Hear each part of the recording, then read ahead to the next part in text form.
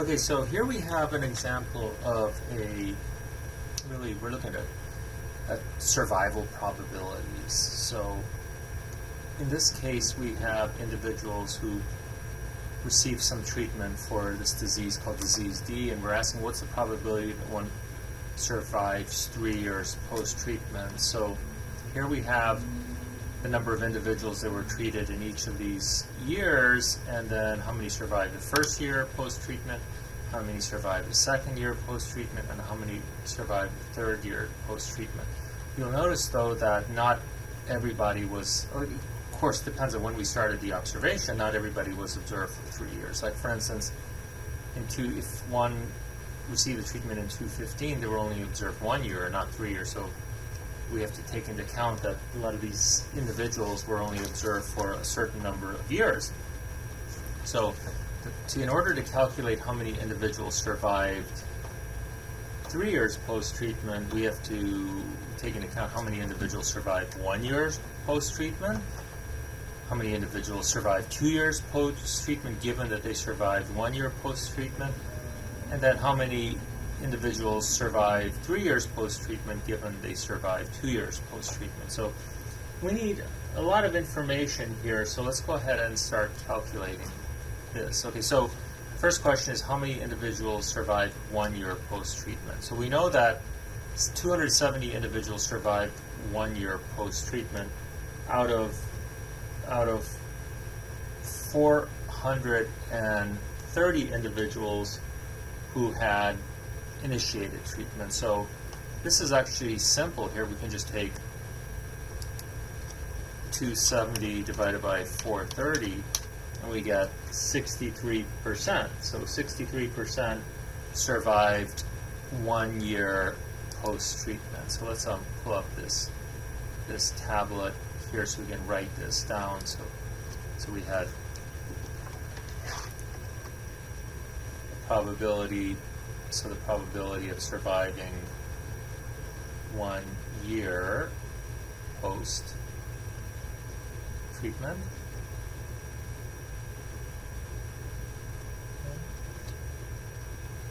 is equal to 270 divided by 430, and we got that equal to 0.6279. Or 63%. So 63% probability, that's your percentage that survived, or the probability is 0.63. All right, so now we want to know how many survived 2 years given they survived the first year. So actually so I'm just going to use the 1 year. I'm not going to write post-treatment each time. So now we want to know what the probability that one survives 2 years given they survived 1 year, right? So let's go back to our table to see how many people actually survived 2 years. So it says here that 93 individuals survived 2 years. Now, 70 of these individuals are only tracked 1 year, so they weren't tracked 2 years, so they can't be in our denominator. So our denominator would have to, so we know 270 survived 1 year, so our denominator you would think would be 270, but then we have to subtract these 70 individuals who are only followed 1, not 2 years, right? Otherwise we'd have the wrong probability, right? Our denominator would be too large.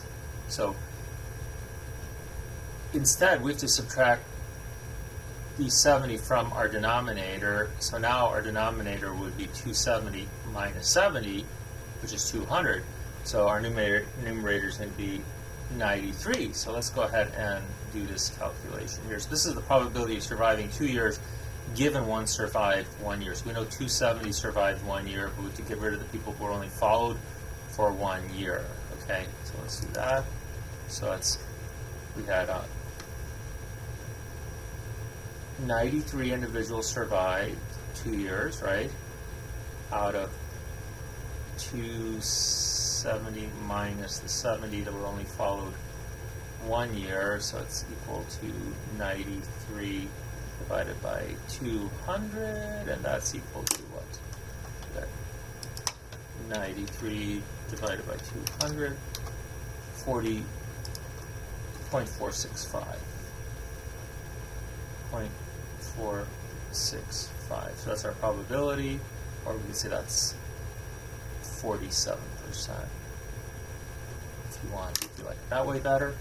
So the last thing we need is the probability that one survived 3 years, given they survived 2 years. Now notice that these are conditional probabilities, right? These are conditioned on you surviving the prior year. Obviously, you can't survive 3 years if you didn't survive 2 years.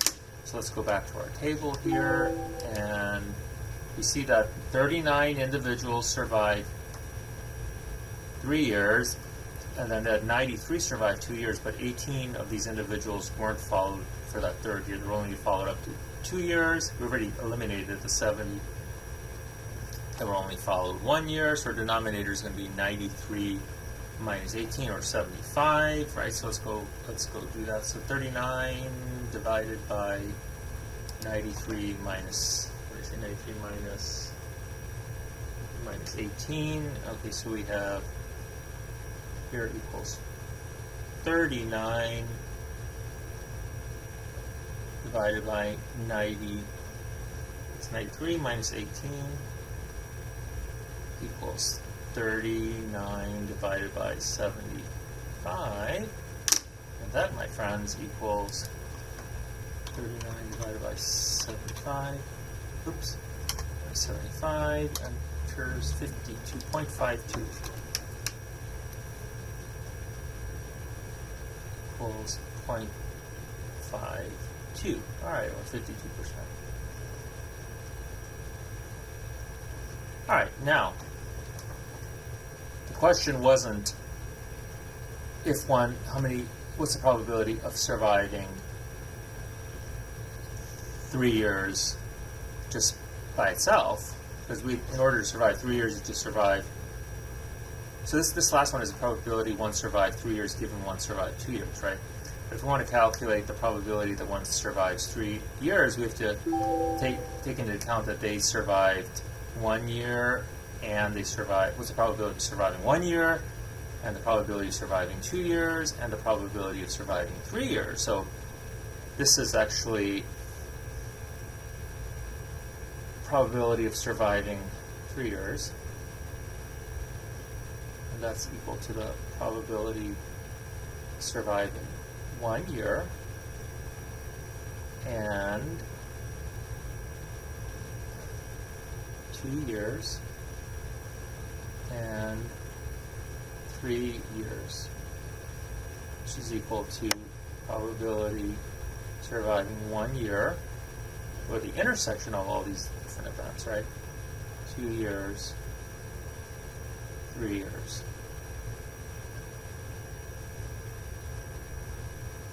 So the intersection of all these events. So when we think about the intersection of 3 different events, basically I'm thinking about the multiplication rule here. The multiplication rule of probabilities, we're going to deal with the probability of, well, we're dealing with these conditional probabilities. So if you recall, a conditional probability, say probability of A given B is equal to the probability of A intersection B divided by the probability of B, right? So this numerator is a lot like this, but let's just here let's solve for this intersection here. So we have the and I'm going to move the intersection to the left side and the product to the right side here. So we'll have probability of A intersection B would equal to the probability of B times the probability, times, let's just erase that really quick here. And then these, excuse me. So go back to my pen. and we have times the probability of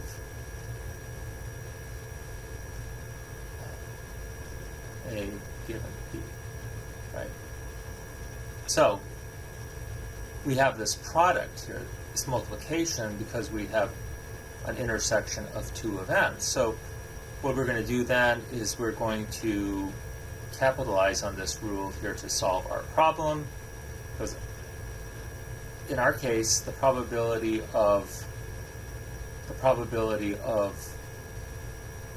these three events occurring, surviving 1 year and surviving 2 years, given that one survived 1 year, and the probability of surviving 3 years, given that one survived 2 years, is a product, right? It's a probability of the intersection of these three events, and this is similar to what we have here when we have the intersection of two events, and we'll just use this multiplication rule of probabilities. Okay, so we have the probability of surviving 1 year is equal to, so probability of surviving 1 year is equal to 0.6279. We're going to multiply that by the probability of surviving 2 years, given that one survived 1 year, and we did that here, right? And that's 0.465, 0.465, and we're going to multiply that times the probability of surviving 3 years, given that one survived 2 years, and we did that here. That's 0.52, and if we just multiply those together, we'll get our answer, 0.6279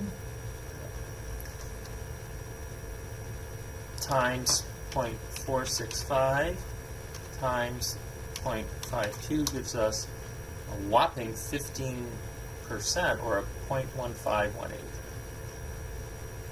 0.1518. So we'd say that the probability of one surviving, put that here, probability of one surviving 3 years is the product of these three probabilities, conditional probabilities, right? And it's 0.1518, or there's a 15% chance that one will survive all 3 years. Okay? So that's the response to that specific question. Now, this third item is similar to the last item, a little bit more complicated because we have to account for people being lost to follow-up. Basically, it's missing data, but that's very similar to the last problem, because in the last problem we had people who were only followed a certain amount of time, and we have to account for them.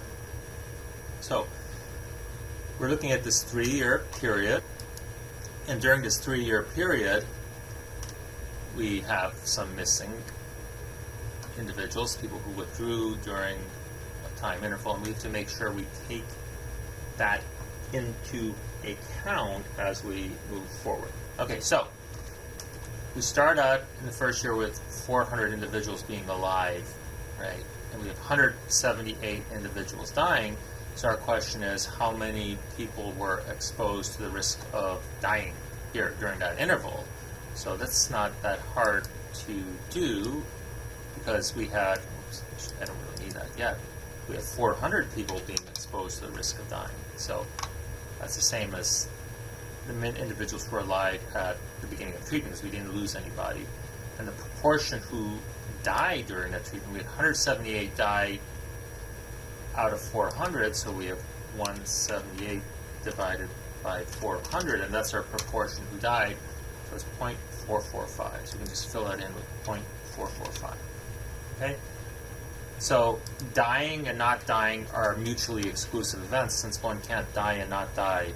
Either you die or you don't die, right? So, and those are the only two possible outcomes of a random trial, which in this case would be life. One can either die or not die. So if the probability of dying is 0.445, the probability of not dying is 1 minus 0.445. So it's 1 minus 0.445, which gives us 0.555. 0.555. And finally, the cumulative proportion surviving from enrollment to the end of the interval is basically 0.555, because that's what proportion survived during that period. So there's really nothing to do here at this point, since there's only 1 year. All right, so now, second year becomes more complicated. The question is, how many were alive at the start of treatment? So in this period, there were 178 individuals alive at the beginning of treatment. How many people were alive at the beginning of treatment were not those who died, so it's 400 minus 178. So how many were alive at the start of treatment? So we go 400 minus 178 equals 222. So there were 222 individuals alive at the start of treatment here. Try to keep this all centered, make it pretty. So there are 222 individuals alive at the start of treatment, right? So we have 400 minus 178 gives us 222, right? 75 of those died during that period. So 75 died during that period. 40 of those individuals withdrew during that interval. Now, we don't know when they withdrew, right? They could have been present at the beginning, they could have been present all the way to the end. So what we do here is we take half of this value to indicate how long they were involved in the treatment. So we're not going to subtract 40 here, we're going to subtract 20 individuals when we're trying to calculate the effective number exposed to the risk of dying during the interval, right? So we're going to give them half credit for being there. So we don't know exactly when they withdrew. So now, in order to calculate our effective number exposed to the risk of dying, we're going to subtract half of this, so 20 from 2 to 2, or 222, right, to make our denominator, right? So that our denominator will become 202, right? So let's pull up our, I'm just trying to remember these numbers here. So we've got 222, all right, let's go here. Yes, so we had, so we're trying to, what we want to calculate what the effective number of individuals exposed to dying is. So we started out with 222, right? 222. And we're going to subtract from that half of those who withdrew at some point, which is half of 40, right? Which is equal to 222 minus 20, which is equal to 202 individuals. So that's the amount of individuals who were effective, who were, as we say here, exposed to the risk of dying. So 202. And again, let's make this centered. Make all these centered. Make sure they're centered. Okay. All right. Now, what's the proportion who died? So the proportion who died will be 75, because 75 died, divided by those who were effectively exposed to the risk of dying during that interval.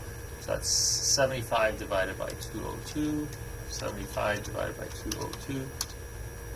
37%. So 0.37. Let's go 0.371.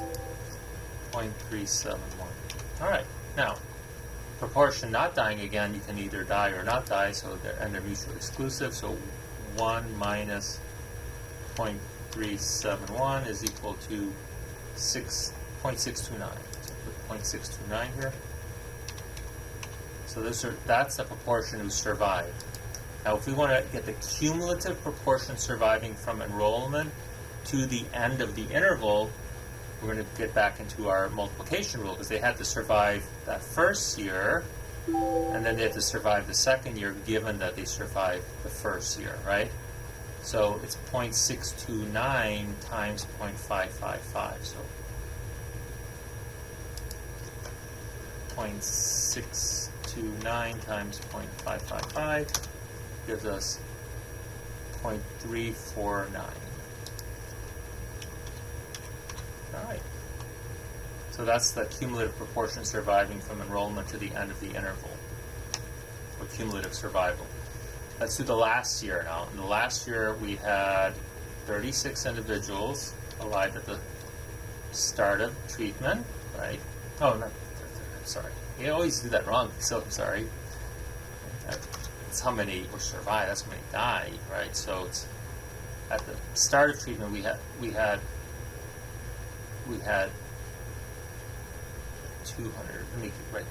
Okay, so we have 222 minus 75 because that's how many died, right? So we have 222 minus 75. So we had 222 alive at the initiation of the last treatment. We had 75 individuals who died, so we subtract the 75 here, and then we also had 40 who withdrew. Oops. Minus 40 who withdrew gives us a total of 107. So there were 107 individuals alive at the start of treatment. Okay. So of those 107, 36 died, right? But the effective number exposed to the risk of dying is going to be 107 times half of this 15. Again, we can only give people credit for being here at least half of the half time, right? We don't know how many individuals left or when they left. So we have 107 minus 7.5 is 15 divided by 2 is 7.5, and our effective number exposed to the risk of dying is 99.5. And the proportion who died during the interval then is 36 divided by this 99.5, right? Because that's of those who were exposed to the risk of dying, 36 died. So we have 36 divided by 99.5 gives us 30.362, because we're going to round that up to 2, so keep it to 3 decimal places. 0.362, and the proportion not dying is 1 minus 0.362. 1 minus 0.362 gives us 0.638, 0.638. And finally, the cumulative proportion surviving from enrollment would be 0.555, because that's the amount that survived 1 year. The amount that survived 2 years is 0.629, and the amount that survived 3 years is 0.638. So if we just multiply these three together, we get our answer, right? So we have 0.555 times 0.629 times 0.638 would give us 0.223. 0.223, which would be the same as, we could have just multiplied 0.638 times 0.349, right?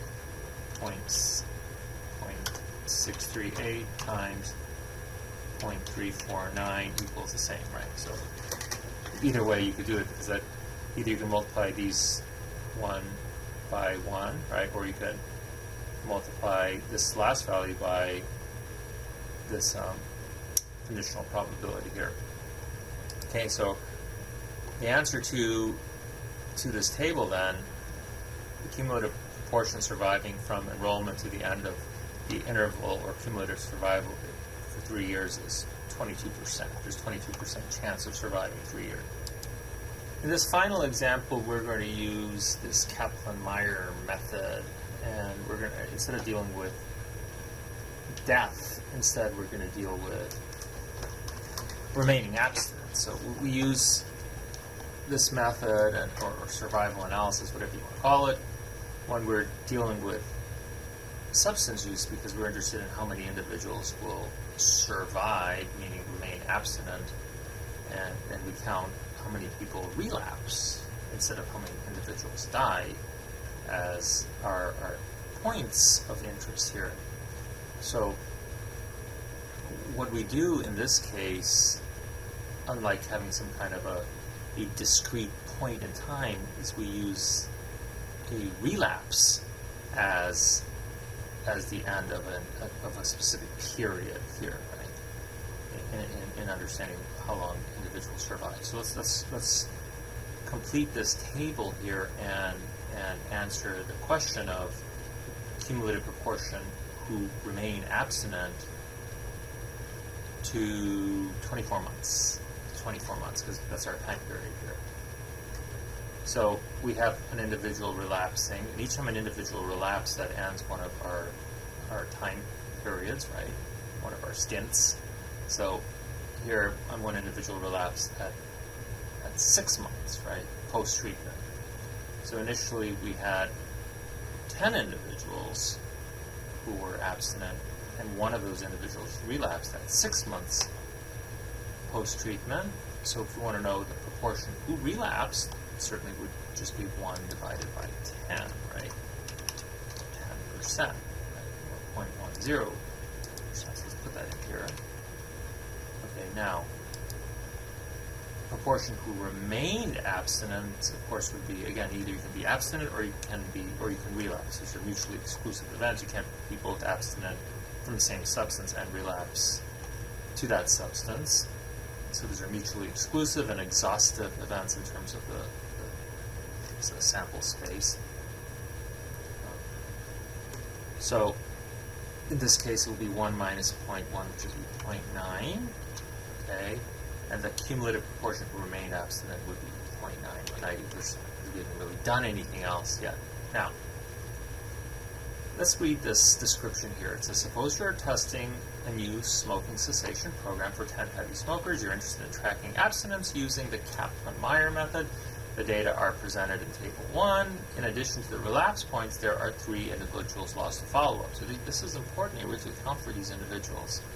Lost to follow-up occurred as follows. 1 participant moved out of town at 14 months. 2 individuals could no longer be located for tracking at 22 months, so 14 months. So we're going from 6 to 12 months. Our second person relapsed at 12 months, so nobody's gone AWOL yet, right?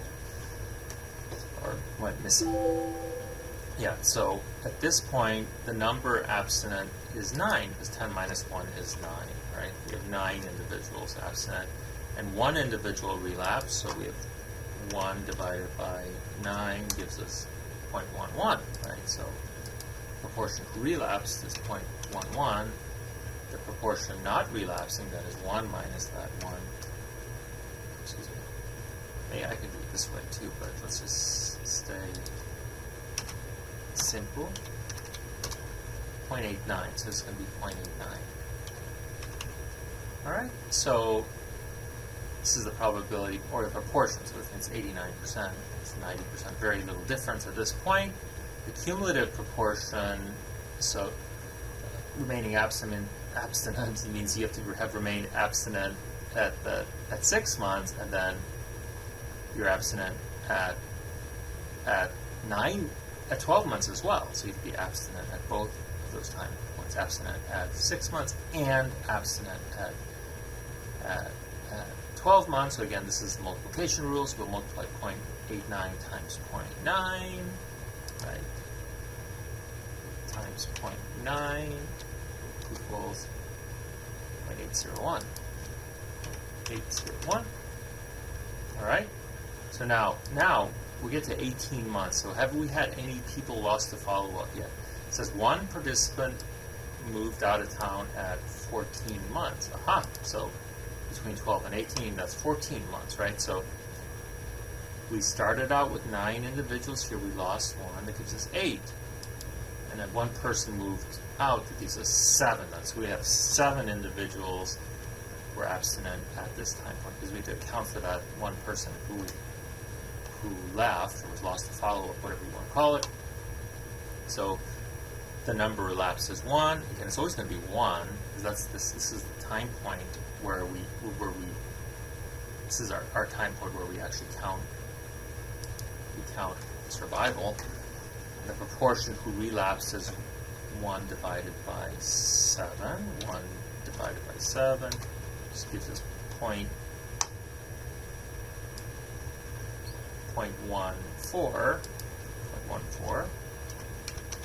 And those not the proportion who remained abstinent, of course, it's going to be it's 1 minus 0.14. 1 minus 0.14 gives us 0.86.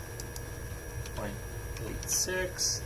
So now if we want to know what the probability of surviving all these 3 time points, we go 0.9 times 0.89 times 0.86, or the same as 0.801 times 0.86. We do that. 0.801 times 0.86 is equal to 0.689. 0.689. Okay? And then finally, now this is the point where we have 2 individuals were basically they were lost because they were at 22 months, and that's between 18 and 24 months. So we started out with 7. We had 1 individual relapse. This is 6. We lose 2 more. This is 4 individuals, right? So now we have the proportion who relapsed at